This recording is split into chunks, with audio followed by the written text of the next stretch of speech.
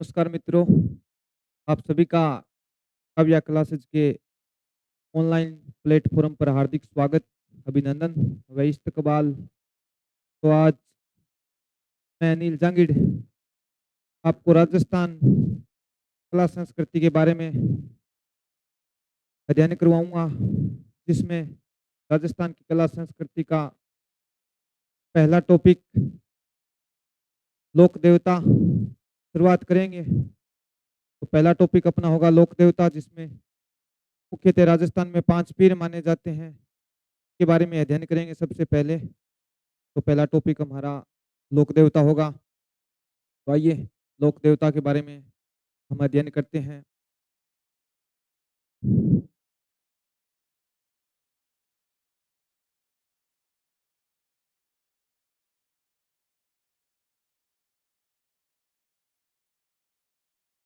लोक देवता, पहला टॉपिक लोक देवता, और मन में आता है कि लोक देवता होते क्या है। सबसे पहले ख्याल आएगा कि लोक देवता क्या होते हैं, और लोक देवता क्या होते हैं और देवता क्या होते हैं, दोनों अलग अलग है। तो सबसे पहले लोक देवता के बारे में जानकारी प्राप्त करेंगे। लोक देवता जो मनुष्य के रूप में जन्म लेकर समाज में अच्छे कार्य किए, अपने धर्म के प्रति, देश के प्रति और महिलाओं के प्रति समान की भावना रखी, वह लोक देवता की श्रेणी में आते हैं। जैसे हम बड़े रूप में देख सकते हैं कि जिन मनुष्यों ने धर्म, धरा तथा तेनू की रक्षा के लिए अपने प्राण न्यौछावर किए, या उनके प्रति प्यार जताकर अपना सहयोग किया, समाज में उनको अच्छे तरीके से पेश किया। जैसे मान सकते हैं कि लोक देवता जो मनुष्य के रूप में पैदा होकर अपने धर्म के लिए कार्य किए। धर्म मनुष्य के क्या होता है, समाज में सद्भावना रखे, समाज में प्राणियों के बीच में समान भावना रखे, द्वेष की सा ना रखे। और दूसरा नाम आता है धरा। धरा धरती के प्रति अपने प्राण त्यागे, अर्थात देश के प्रति अपनी भावना रखी और देश की रक्षा की। वो धरा, धरा बड़े रूप में हम मान सकते हैं कि पृथ्वी की रक्षा, अपने देश की रक्षा, धरती की रक्षा आती है। और तथा धेनु, हमारे सनातन संस्कृति में गाय, गोपाल तथा गंगा का बहुत ज्यादा महत्व माना गया है। तो जो मनुष्य के रूप में जन्म लेकर गाय की रक्षा के लिए जिन लोगों ने बलिदान दिए और उनके लिए कार्य किया, वो भी लोक देवता की श्रेणी में आते हैं। बड़े रूप में हम मान सकते हैं जिन महापुरुषों ने धर्म, धरा तथा धेनु के लिए अपने प्राण बलिदान किए, और बाद में वे लोगों में इतने जनप्रिय हो गए, गांव गांव में उनके मंदिर व देवरे बनाए गए, वो लोक देवता की श्रेणी में आते हैं। अब लोक देवता का तो जिक्र हो गया, अब मन में आता है कि देवता क्या होते हैं। देवता जो हमारे हिंदू पौराणिक ग्रंथ है, जिसके अंदर उन देवताओं का वर्णन मिलता है, जैसे कि हनुमान जी, कृष्ण जी, राम, उनका ग्रंथों में जिक्र मिलता है। जैसे महाभारत, रामायण, उपनिषद, गीता, प्राचीन हिंदू ग्रंथों में जिनका जिक्र मिलता है वो देवता होते हैं। लोक देवता वो जो जनमानस में प्रिय हो जाते हैं अपने कार्यों के कारण, वो लोक देवता होते हैं। लोक देवताओं का हमारे प्राचीन ग्रंथों में जिक्र नहीं है। उदाहरण के रूप में देखो, गोगा जी का जिक्र है क्या रामायण में? नहीं है। हड़बू जी का जिक्र है? नहीं है। तो हम पहले लोक देवता की ओर चलेंगे, देखेंगे पहला लोक देवता कौन है। और लोक देवता की अलग अलग श्रेणियां बंटी हुई है हमारे राजस्थान में। तो लोक देवता में एक आता है पीर। सबसे बड़ी बात, पीर कौन होता है, ख्याल आएगा। जाहिर सी बात है कि पीर कौन होते हैं। पीर वो लोक देवता होते हैं जिनको हिंदू व मुसलमान दोनों समान भाव से पूजते हैं। पीर हिंदू तथा मुसलमान दोनों उनकी पूजा करते हैं तथा उनके मंदिर में जाते हैं, वो पीर कहलाते हैं। राजस्थान में 5 पीर माने जाते हैं। कितने पीर? 5 पीर माने जाते हैं। तो सबसे पहले हम 5 पीरों का ज़िक्र करेंगे, कौन है 5 पीर और उनके बारे में हम एक-एक करके अध्ययन करेंगे। तो हमारी इस कड़ी में सबसे पहले सबसे बड़े पीर माने जाते हैं गोगा जी और पीरों के पीर माने जाते हैं रामदेव जी। तो सबसे पहले हम सबसे बड़े पीर गोगा जी का वर्णन करेंगे और समझेंगे कि गोगा जी की उत्पत्ति कहाँ से हुई, कौन-सी इनकी शाखा है, कहाँ पर गोगा जी ने राज किया, वो हम अध्ययन करेंगे आज। सबसे पहले गोगा जी के बारे में अध्ययन करेंगे।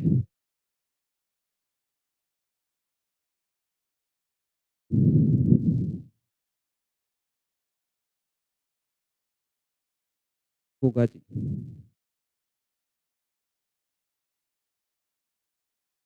तो सबसे पहले हम जानेंगे गोगा जी की उत्पत्ति कैसे हुई, उनका वंश कौन-सा था और उनके वंश की उत्पत्ति कहाँ से हुई। सबसे पहले ये जानकारी लेंगे गोगा जी के बारे में। प्राचीन इतिहास की ज़्यादा गोगा जी के बारे में जानकारी नहीं है, तो जितनी जानकारी है वंश भास्कर में तथा गोगा जी के रसौला में और एक कुचामनी ख्याल चलती है लच्छी राम की, उसमें गोगा जी का ख्याल होता है। इन तीनों की जानकारी के अनुसार हम अध्ययन करेंगे। सबसे पहले जानेंगे कि गोगा जी की उत्पत्ति कहाँ से हुई, उनका वंश कहाँ था और कहाँ आकर रहने लगा। तो पहले जानिए।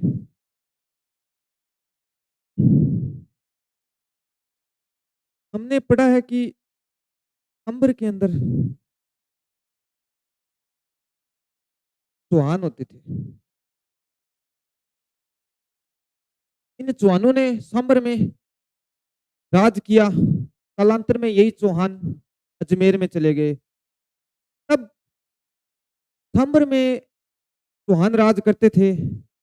उन्हीं का एक वंशज, चौहानों का वंशज, सांबर के चौहानों का वंशज निकल कर आ जाता है ददरेवा में।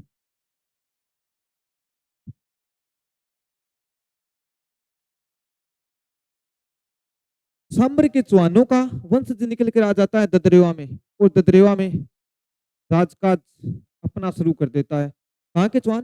सांबर के चौहान कहाँ जाते हैं? ददरेवा में, उनका वंशज निकल कर कोई। तो ददरेवा में अपना राजकाज शुरू कर दिया और इन चौहानों में कालांतर में एक शासक हुआ, उमरपाल सिंह।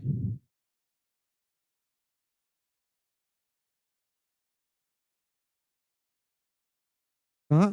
ददरेवा में उमरपाल सिंह चौहान हुए। कहाँ से निकल गए? सांबर के चौहानों में निकल कर एक शाखा आ जाती है ददरेवा में। ददरेवा में एक राजा होता है उमरपाल। कौन होता है? उमरपाल।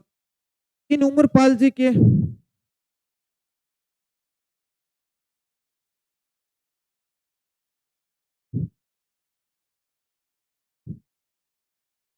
इन उमरपाल जी के समझ में आ गया उमरपाल जी कहाँ के हैं? ददरेवा के शासक है। चौहानों की सांबर शाखा से निकलकर ददरेवा में आए और वहां पर आके राज करने लगे और कालांतर में शासक बनता है ददरेवा में उमरपाल नाम का व्यक्ति। तो ये उमरपाल राज करते थे ददरेवा में। इनके 2 पुत्र होते हैं। इनके उमरपाल के। राज कहाँ चलता है? ददरेवा में। एक का नाम तो था देवर सिंह और दूसरे का नाम था देवर सिंह।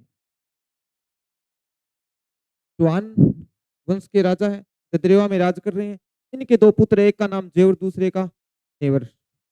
दोनों दोनों पुत्र किसके? उमरपाल जी के। इन दोनों पुत्रों के कालांतर में पुत्र होते हैं। नेवर सिंह के जिनका जन्म हुआ उनका नाम था अर्जन व सर्जन और जेवर सिंह के जिनका पुत्र होगा उनका नाम होगा गोगा जी चौहान। समझ में आ गया? उमरपाल ददरेवा में राज करते थे। उनके 2 पुत्र थे, एक का नाम था जेवर सिंह, दूसरे का नाम देवर सिंह। नेवर सिंह के दो पुत्र हुए अर्जन व सर्जन और जेवर सिंह के पुत्र हुए गोगाजी चौहान। कालांतर में सूर्यमल मिश्र बताते हैं हमको कि अर्जन और सर्जन का विवाद हो जाता है गोगा जी के साथ। किसके साथ? गोगा जी के साथ जमीन को लेकर विवाद हो जाता है। तो ये अर्जन सर्जन एक विदेशी गजनी का शासक होता है महमूद गजनवी, उसके सहयोग से गोगा जी पर आक्रमण करते हैं।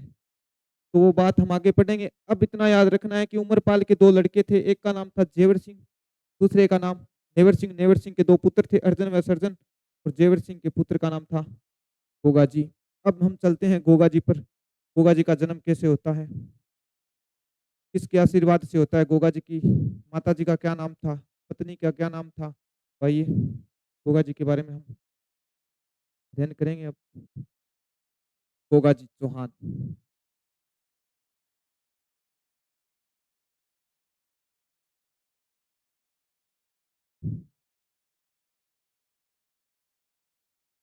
पिता कौन थे? जेवर सिंह। और उनकी माता का नाम था अच्छा।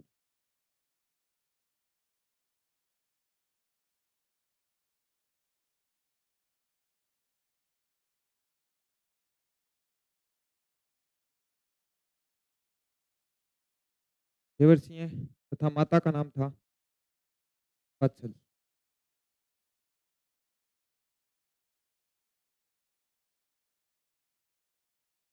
पाछल ये माना जाता है कि ये वर्तमान के उत्तर प्रदेश के सहारनपुर जिले की थी। और जेवर सिंह पता ही है ददरेवा के शासक थे। और कालांतर में ददरेवा के शासक गोगा जी बनते हैं। के बाद गोगा जी का राज्य होगा झांसी से सतलज नदी तक। सतलज नदी तो पंजाब में बहती है, झांसी वर्तमान हरियाणा में। तो गोगा जी का राज्य आपको पता है कहाँ से कहाँ तक होगा, झांसी से लेकर सतलज नदी तक। बात आती है कि गोगा जी का जन्म कैसे हुआ। तो गोगा जी का जन्म महापाचल के गर्भ से होता है, किंतु जेवर सिंह व पाचल दे की शादी के लगभग 15 साल तक कोई पुत्र प्राप्त नहीं हुआ। और पंडितों से पूछा जेवर सिंह ने, कहा पंडित जी हमारे कोई लड़का नहीं हो रहा। तो पंडित जी ने बताया कि आप गुरु गोरखनाथ जी की सेवा कीजिए तो आपको एक पुत्र रत्न की प्राप्ति होगी। तो इस बात को सुनकर माता बाछल गुरु गोरखनाथ जी की सेवा में लग जाती है। सेवा में लगने के बाद गुरु गोरखनाथ जी ने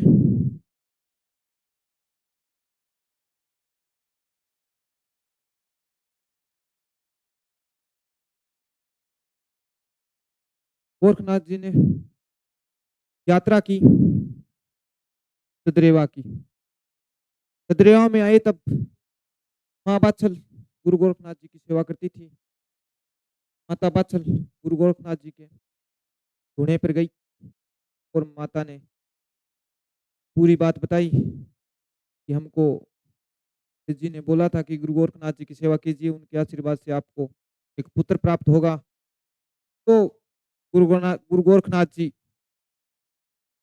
माता बाछल को एक गूगल धूप देते हैं, गूगल देते हैं, बोलते हैं कि हे देवी इस गूगल का आप सेवन कीजिए, इससे आपके एक पुत्र होगा, उसका नाम आप गोगा रखना।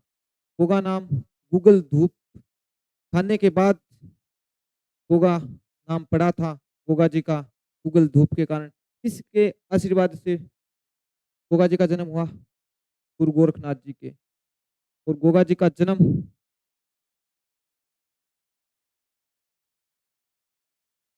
विक्रम संवत 1003 सदरेवा में।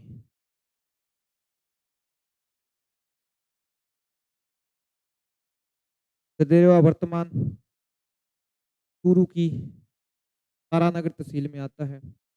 गोगा जी का जन्म गुरु गोरखनाथ जी के आशीर्वाद से विक्रम संवत 1003 भाद्रपद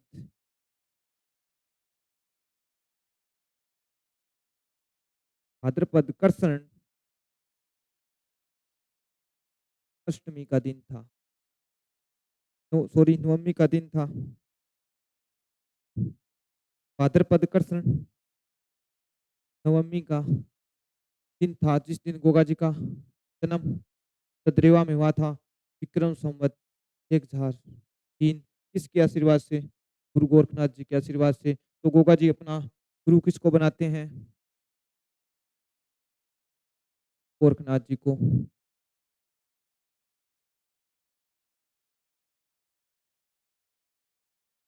गोरखनाथ जी के बाद बारे में हम थोड़ी सी बात करेंगे। किंवदंतियों के अनुसार गुरु गोरखनाथ जी का जन्म कोई तो पहली शताब्दी बताता है, कोई छठी बताता है, कोई 10वीं शताब्दी बताता है।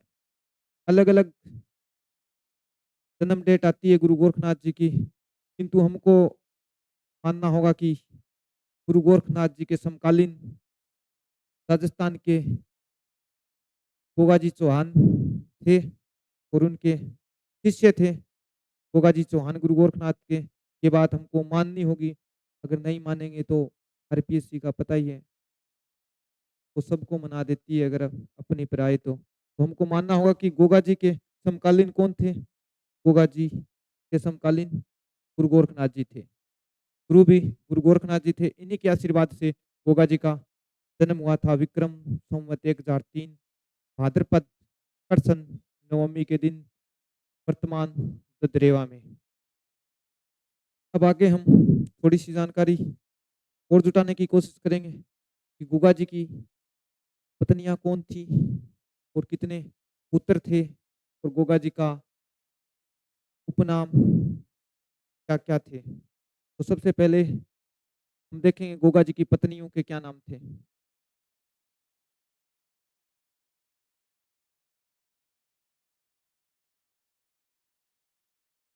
गोगा जी के दो पत्नियों का जिक्र आता है। पहली पत्नी उत्तर प्रदेश की मानी जाती है, उसका नाम था सरियल।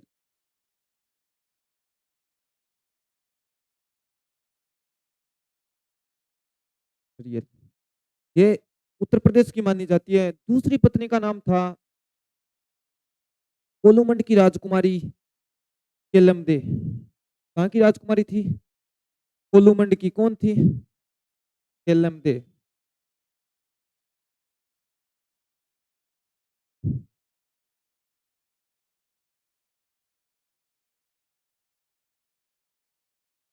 कोलूमंड की राजकुमारी थी। केलमदे के बारे में थोड़ी सी जानकारी। बाबूजी राठौड़ के एक भाई थे जिनका नाम था बुड्ढो जी राठौड़। बाबूजी राठौड़ के भाई का नाम था बुड्ढो जी राठौड़, जिनके दो पुत्र व पुत्री होते हैं। पुत्री का नाम होता है केलमदे तथा पुत्र का नाम होता है दरड़ा जी, जिनकी पूजा राजस्थान के लोक देवताओं में हम करते हैं। ये रिश्ते में बाबूजी के क्या लगती है? भतीजी। समझ गए? भतीजी कैसे? बाबूजी राठौड़ के भाई थे कौन? बुड्ढो जी राठौड़। उनकी ये एकमात्र पुत्री थी, जिनकी शादी गोगा जी चौहान से होती है। ये कोलूमंड की राजकुमारी थी। एक पत्नी का नाम था सरियल, वो उत्तर प्रदेश की मानी जाती है। तो इन पत्नियों से कितने पुत्र हुए? कर्नल टोड के अनुसार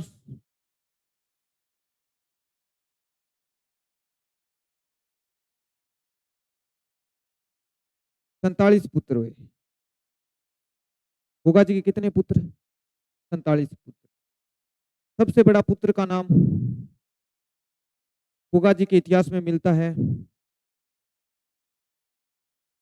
केसरिया कंवर जी।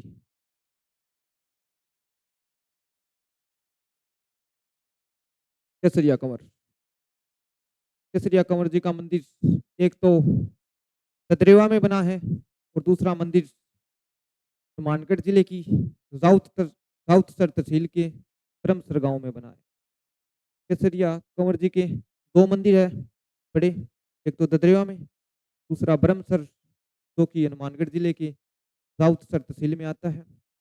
और केसरिया कंवर जी का स्थान खेजड़ी के वृक्ष के नीचे होता है और इनका सबसे बड़ा ध्वज माना जाता है, सफेद रंग का होता है जो। इसके बारे में अलग जानकारी लेंगे।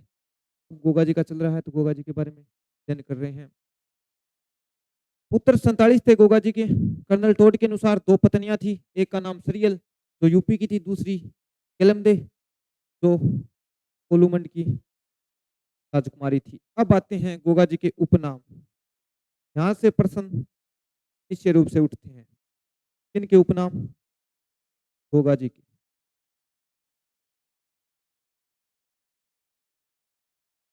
उपनाम। सबसे पहले आते हैं सांपों के देवता।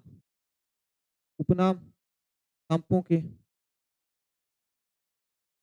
देवता। क्यों कहते हैं सांपों के देवता? सबसे पहले सवाल पैदा होता है, सांपों के देवता गोगा जी को क्यों कहते हैं? एक बार केलमदेव को एक सर्प ने डस लिया था।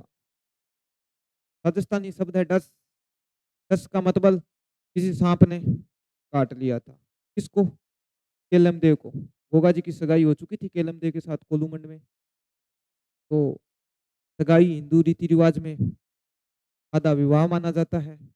गोगा जी को पता चला केलमदेव को किसी सांप ने काट लिया है। तो गोगा जी को गुरु गोरखनाथ जी द्वारा सिद्धि दी हुई थी कि आप किसी जानवर के काटने पर का इलाज बखूबी कर सकते हो। जानवर जहरीले जानवरों को सबसे ज्यादा प्रभाव दिखेगा आपका मंत्र पर। यह बात गुरु गोरखनाथ जी ने की थी गोगा जी के साथ कि आप जब भी कोई जहरीला जानवर काटने के बाद आप मंत्र पढ़ोगे, उन मंत्रों से आप उन जहरीले जानवरों का जहर उतार सकते हो। और गोगा जी को केलमदे के तरफ डसने की जानकारी मिलती है तो गोगा जी उसी वक्त क्रोधित होकर एक तेल की भरकर कढ़ाई भट्टी पे चढ़ा लेते हैं और मंत्र पढ़ने शुरू कर देते हैं। जितने भी सर्प थे मंत्रों द्वारा इस तेल की भरी कढ़ाई और नीचे जल रही अग्नि तेल को उबाल कर गर्म कर देती है और मंत्रों द्वारा गोगा जी जितने सर्प थे सभी सर्पों को इस कढ़ाई में ला ला कर मारने लगे। और इस बात का सर्पों के सबसे बड़े राजा तक्षक नाग को पता चला कि गोगा जी आज मेरे वंश को खत्म ही कर देंगे अगर मैं कुछ देर नहीं गया। तो तक्षक नाग गोगा जी के पास आता है और गोगा जी को आके बोलता है कि I am sorry. Goga ji पूछते हैं कि आप कौन? तो तक्षक नाग कहता है कि मैं इन नागों का प्रमुख हूँ, हमसे गलती हो गई कि आपकी पत्नी को हमारे किसी वंश के प्राणी ने डस लिया। तो गोगा जी हमारी भूल को आप माफ कीजिए और ये ऐसा मत कीजिए कि आने वाली पीढ़ी हमारे वंश को देख ही ना पाए धरती पर। तो आपसे मेरी विनम्र अपील है कि आप सांपों को छोड़ दीजिए, मैं आपकी पत्नी को जीवित कर दूंगा। तक्षक नाग केलमदेव को जिंदा कर देते हैं और गोगा जी से कहते हैं कि गोगा जी आज के बाद जो भी प्राणी आपका नाम लेकर आपके धाम पर जाएगा और हमारे वंश के द्वारा काटा हुआ तो उनका इलाज तुम्हारे धाम पर होगा, अर्थात तुम्हारी मेड़ी पर होगा। तो सांपों के देवता इसीलिए कहा जाता है कि गोगा जी ने सांपों से छुटकारा पाने के लिए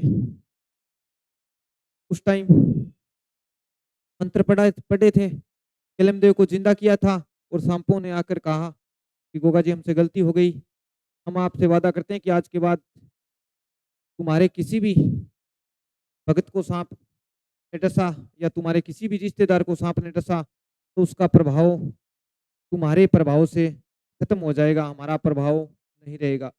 इसीलिए सांपों के देवता कहते हैं। एक नाम आता है गायों के रक्षक देवता।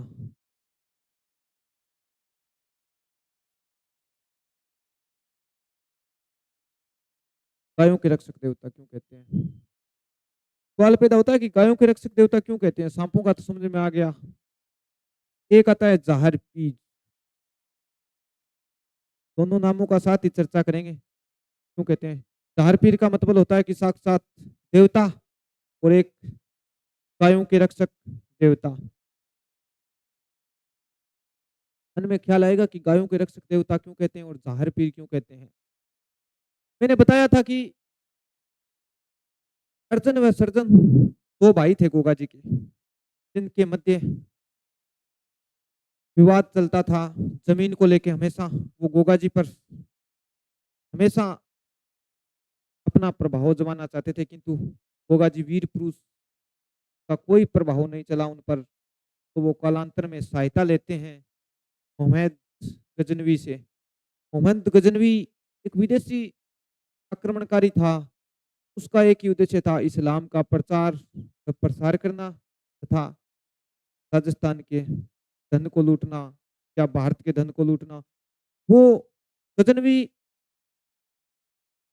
1024 के अंदर भारत में आक्रमण करने आता है सोमदेव मंदिर पर। सोमदेव मंदिर या सोमनाथ मंदिर भगवान शंकर का मंदिर।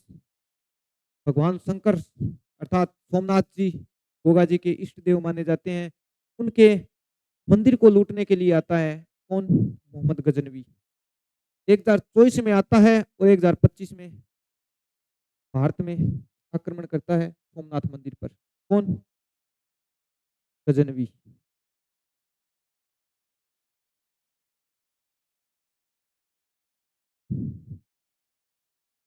मोहम्मद गजनवी आता है कहाँ?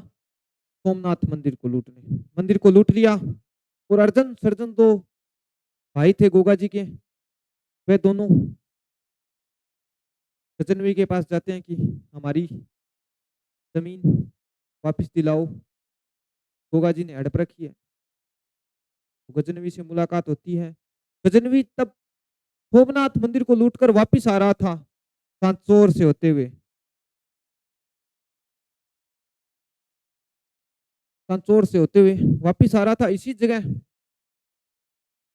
गोगा जी के दो भाई अर्जन व सर्जन, उनकी मुलाकात महमूद गजनवी से होती है और मुलाकात में सारा हाल बताया कि गोगा जी ने ऐसे ऐसे करके हमारी जमीन दबा रखी है, तो आप को साथ दो, मिलकर आक्रमण करेंगे ददरेवा पर और गोगा जी को हराकर ददरेवा पुनः प्राप्त कर लेंगे।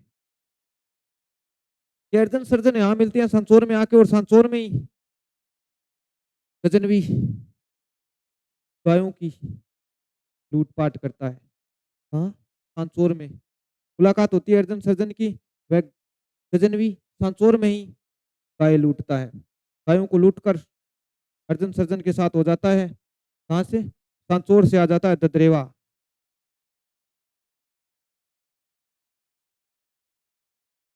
ददरेवा टाइम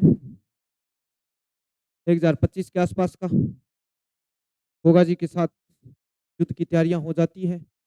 एक और मोहम्मद गजनवी अर्जन व सर्जन, दूसरी ओर गोगा जी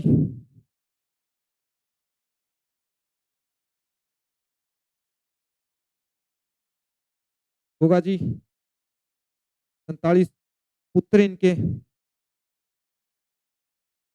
जवाहर पांडे तथा बज्जू कोतवाल और एक और मोहम्मद गजनवी की सेना, जिसमें गजनवी खुद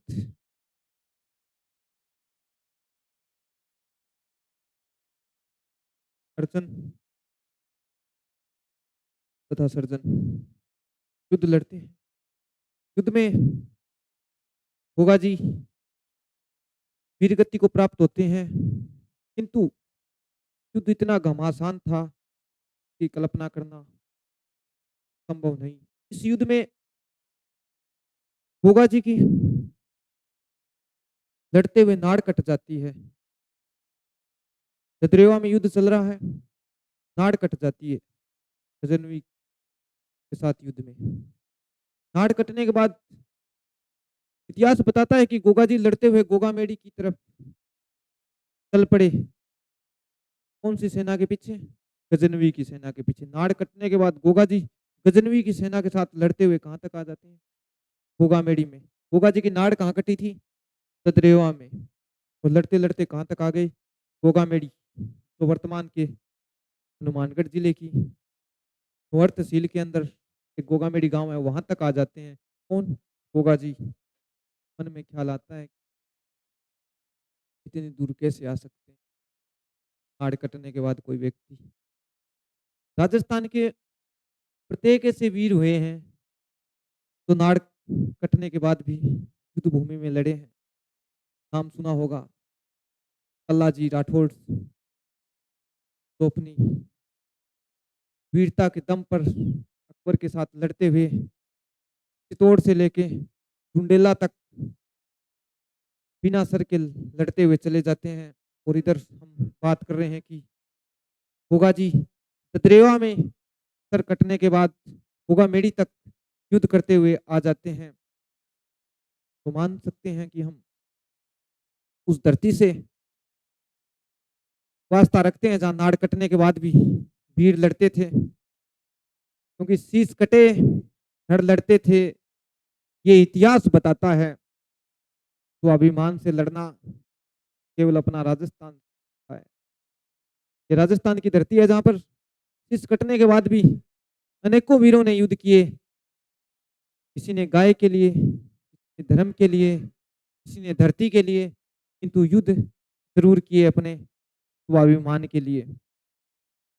ददरेवा में युद्ध होता है गोगा जी और गजनी के बीच, दोनों का युद्ध में आमना सामना होता है। ददरेवा में गोगा जी की नाड़ कट जाती है लड़ते हुए, और नाड़ कटने के बाद गोगा जी लड़ते हुए गोगामेड़ी तक आ जाते हैं। जहां पर गोगा जी की नाड़ पड़ी थी वहां आज शीर्ष मेड़ी बनी है। कहां पर? वही ददरेवा जहां पर नाड़ पड़ी थी।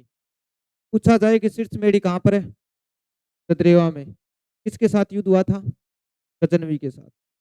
किसको लेकर? गायों को लेकर, क्योंकि सांचौर से कौन गाय लूट कर लाया था?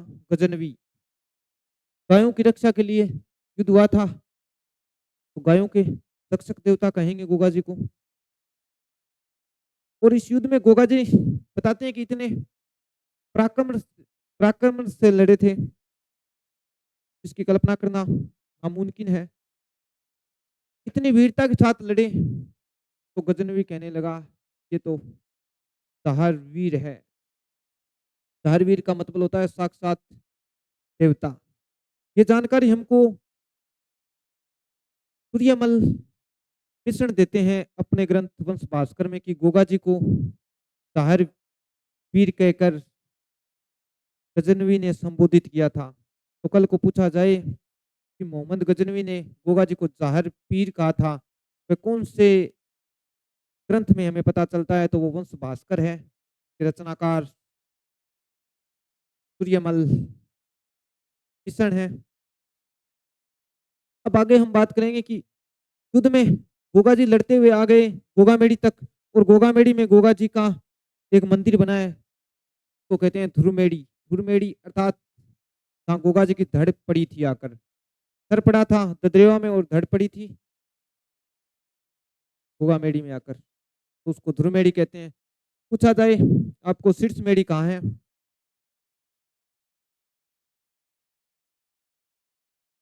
तो ददरेवा में।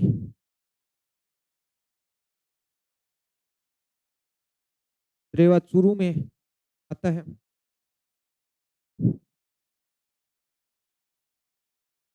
गुरुमेड़ी पूछा जाए तो गोगामेड़ी आएगा।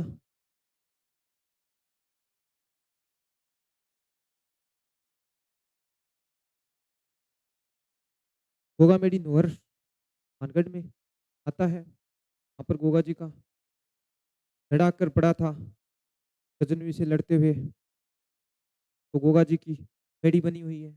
हाँ, पर प्रत्येक साल लाखों की संख्या में श्रद्धालु आते हैं। गोगा जी का मेला, गोगा जी का जिस दिन जन्म हुआ था भाद्रपद कृष्ण नवमी के दिन भरता है। लाखों लोग उत्तर प्रदेश, हरियाणा, गुजरात, राजस्थान से आते हैं। तो गोगा जी एक लोक देवता में माने जाने लगे। मेड़ी बनने के बाद मन में ख्याल आता है कि मेड़ी सबसे पहले किसने बनाई।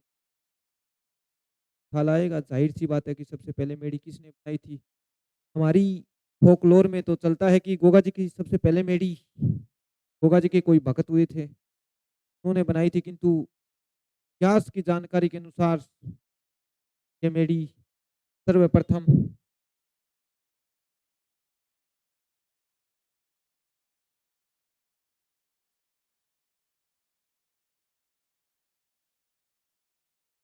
सर्वप्रथम ये मेड़ी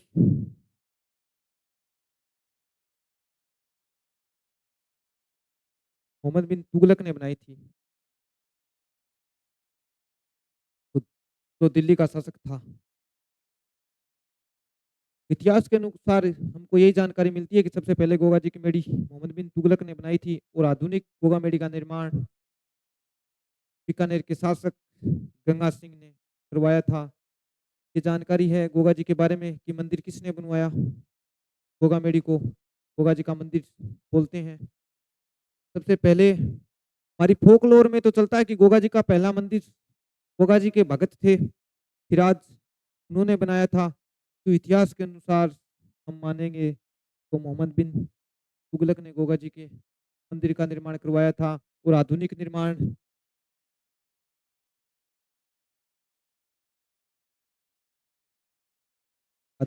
करवाया था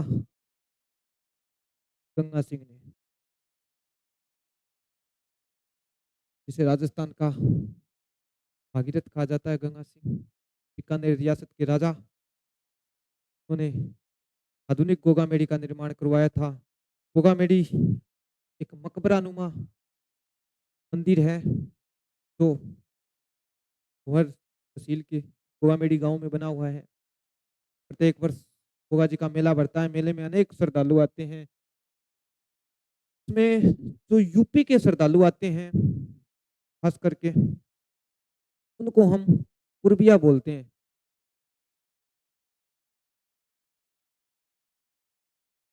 यूपी के जितने यात्री आते हैं उनको हम पूर्बिया बोलते हैं गोगा मेड़ी में। पूर्बिया क्यों बोलते हैं? क्योंकि राजस्थान एक यूपी के लगा हुआ राज्य है, तो सीमा लगती है राजस्थान के। उत्तर प्रदेश पूर्व दिशा में पड़ता है, तो वहाँ के यात्रियों को हम पूर्बिया बोलते हैं। उत्तर प्रदेश के राजस्थान के वर्तमान में 3 जिलों की सीमा लगती है, दींग, भरतपुर तथा धौलपुर। कुछ नए आंकड़े आएंगे तो पता चलेगा कि डींग या भरतपुर दोनों में एक की लगती है या दोनों की लगती है। तो आज तक जानकारी देखें तो 3 जिलों की सीमा लगती है, और नई आएगी तो पता चलेगा 2 की लगती है या 3 की। वो तो अलग बात है, ये तो कल्चर की बात है। पूर्व में लगता है इसलिए पूर्बिया बोलते हैं। हरियाणा के जितने भी यात्री आते हैं,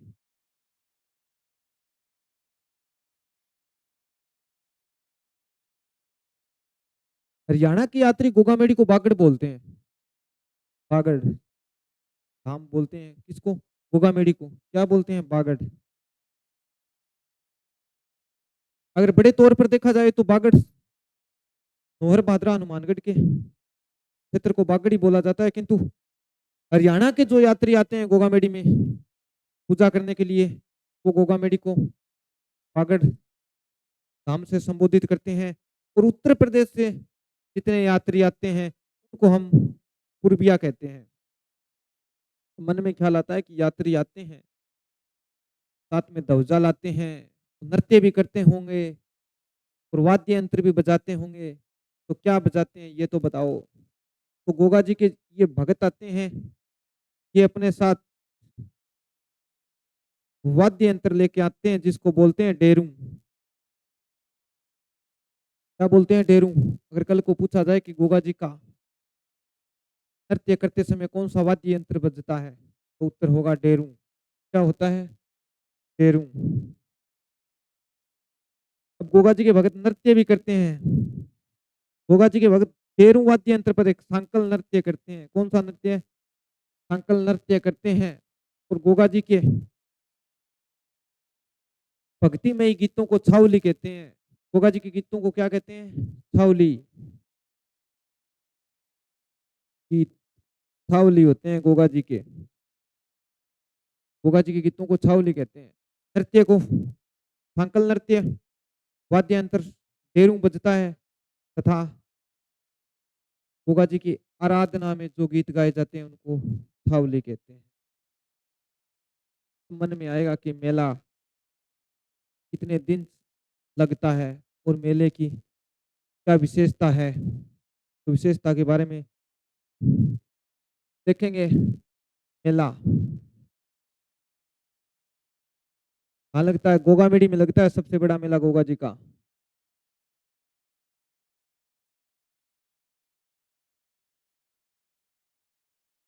गोगा जी का सबसे बड़ा मेला गोगामेडी में लगता है। बड़ा मेला है तो उत्तरी राजस्थान का कुंभ कहा जाता है। किसको? गोगामेडी को। अगर कल को पूछा जाए कि उत्तरी राजस्थान का कुंभ किसे कहा जाता है, तो उत्तरी राजस्थान का कुंभ गोगामेडी को माना जाता है। और लगता कब है गोगामेडी का मेला? मुख्य मेला लगता है भाद्रपद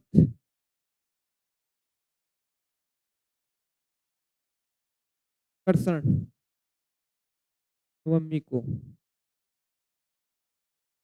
मुख्य मेला भाद्रपद कृष्ण नवमी को। इस मेले में एक पशु मेला भी लगता है, गोगामेडी पशु मेला।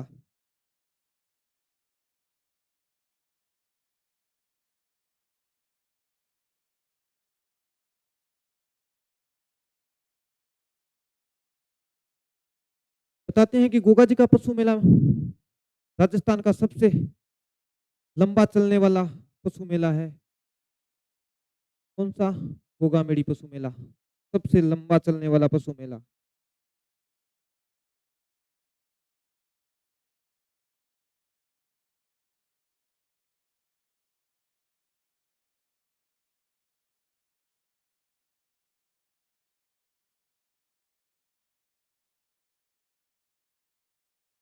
पशु मेला लगता है तो ये सबसे लंबा चलने वाला पशु मेला है राजस्थान का। और भारत का सबसे बड़ा पशु मेला लगता है सोनभद्र बिहार में। अब मन में आएगा सबसे लंबा तो चलता है, पर ये तो बताओ क्या क्या बिकता है पशुओं में? तो गोगा जी के पशु मेले में मुख्य थे हरियाणवी नस्ल की गायें।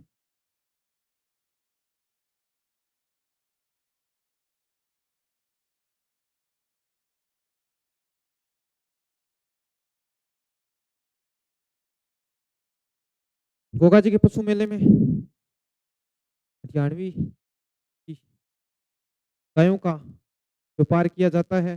और सबसे लंबा चलने वाला पशु मेला है राजस्थान का। और सबसे प्राचीन पशु मेला राजस्थान का अलीनाथ जी का पशु मेला माना जाता है तथा आय की दृष्टि से वीर तेजा जी पशु मेला माना जाता है। और सबसे प्राचीन पशु मेला गोगा जी का लगता है। अब मन में ख्याल आता है कि ये जानकारी कहाँ से आई कि गोगा जी का जन्म वहां हुआ था और युद्ध हुआ था। ये जानकारी ग्रंथ है गोगा जी का। उस ग्रंथ के रचयिता कवि मेह माने जाते हैं। कवि मेह है। ग्रंथ का नाम है गोगा जी का रसावला।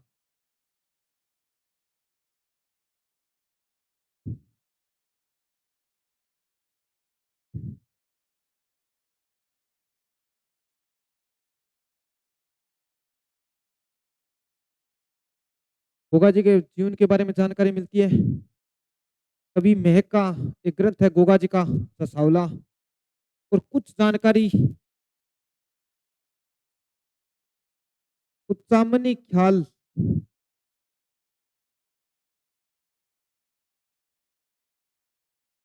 ख्याल में मिलती है, जिनको लच्छी राम ने बढ़ावा दिया। इसमें गोगा जी के बारे में जानकारी मिलती है। और थोड़ी जानकारी हम देखें तो ये ग्रंथ है वंश भास्कर।